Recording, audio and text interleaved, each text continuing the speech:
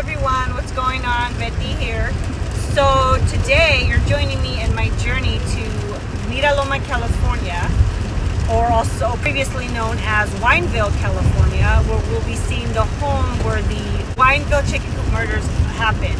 If you aren't familiar with the stories of the Wineville chicken coop murders, well, buckle up because it's a crazy one. And I'm just going to give you the short version of it. I will be giving it from the version of the only surviving victim that we know of, Stanford Clark. I also want to note that I do realize that the background is really loud, so I do apologize. I will be speaking as loud as I possibly can without shouting or anything. But the short version of the story is Gordon Stewart Norcock, a known serial killer back in the 1920s, the late 1920s. He murdered as much as about 20 boys, but he was only convicted on 3 counts of murders, and his mother, Louise, was convicted of 1, which would be Walter Collins.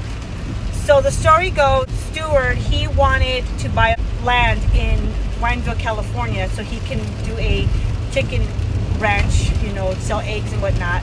He ended up convincing his sister to allow his nephew to go stay with him. So pretty much the moment he got in that car and they, started driving here to California, he was being abused, physically mainly. And then Gordon Stewart started sexually abusing him when they got to Los Angeles. And obviously the mom didn't give a crap.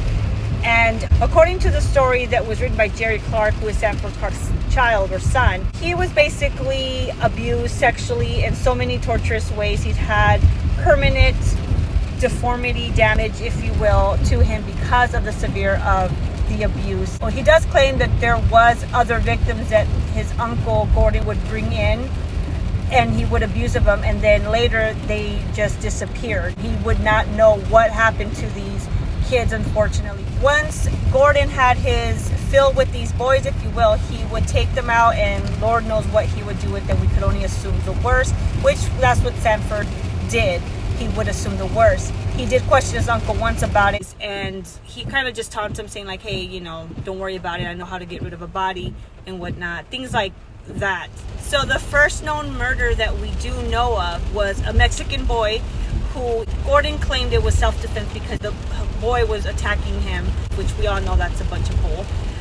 However, according to the book, it was actually more of a young man.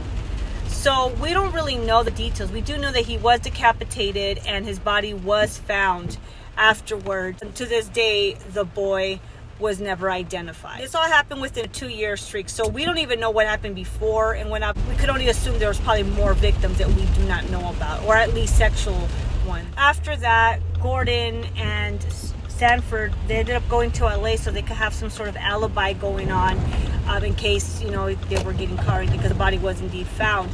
And then, I don't know how long after that, Gordon ended up bringing another boy, a 9-year-old Walter Collins. Now, according to the book, Walter did know Gordon, and the mother knew Gordon as well. So it kind of would explain why Gordon did taunt her at the end, which was, was really messed up if you ask me. So, because he was that type of person. He just liked to taunt, and he was just a narcissist all around. So, and it would explain why he had so much trust in him. And he also apparently, according to the book, knew the Winslow boys as well. They at least were familiar with them. Now, how Gordon got caught, Stanford's sister came because she knew something was up. She came from Canada to visit and everything, and just something told her like, hey, something's not right.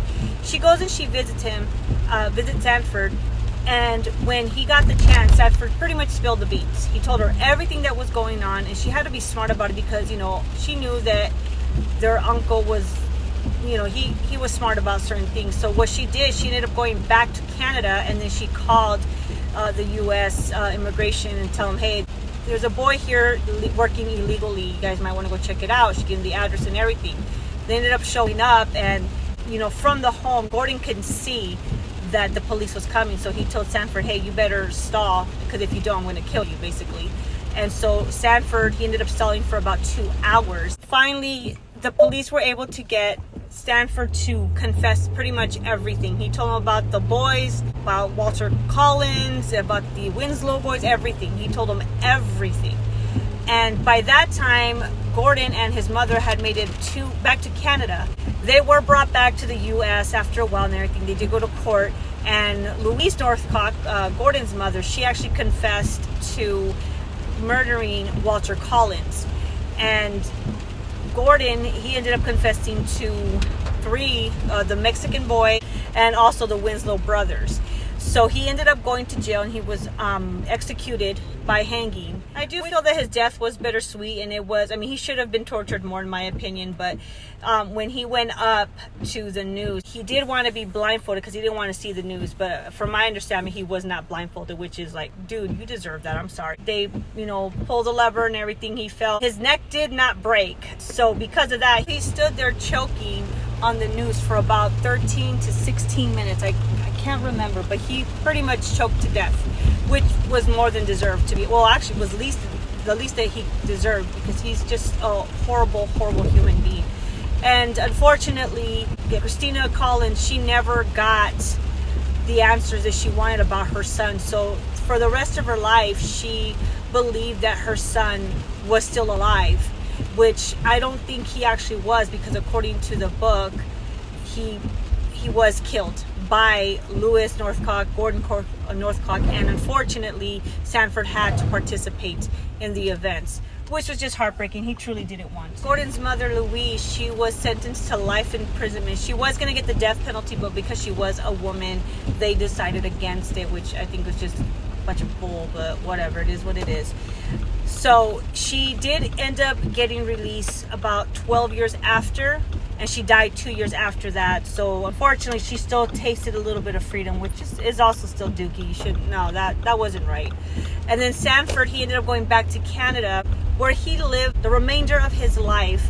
He ended up getting married, and then he had 2 children, but they were both adopted, because he was in fear that if he had children, whatever mental things was going on with his uncle and stuff, he was afraid that all that family genes was going to be passed down, which he did not want, which is understandable, because it's like, come on, why would you want to spread that? One day when his son Jerry Clark was 17, they went out driving, and he had pulled over, and he told his son basically the whole story of what happened.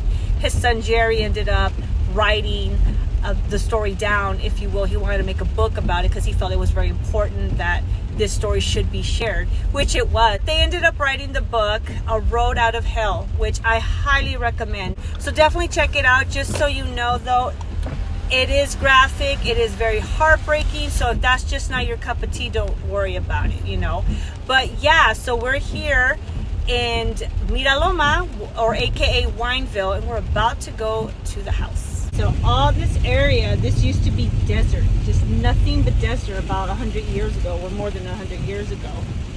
Now it's nothing but farmland and everything. That's how it started off here in Miraloma, but obviously we know it started off as Wineville, and they changed the name due to the incidents that happened here. Hard to believe that once upon a time all this used to be nothing but desert, and now it's just nothing but ranches and just beautiful greenery and such.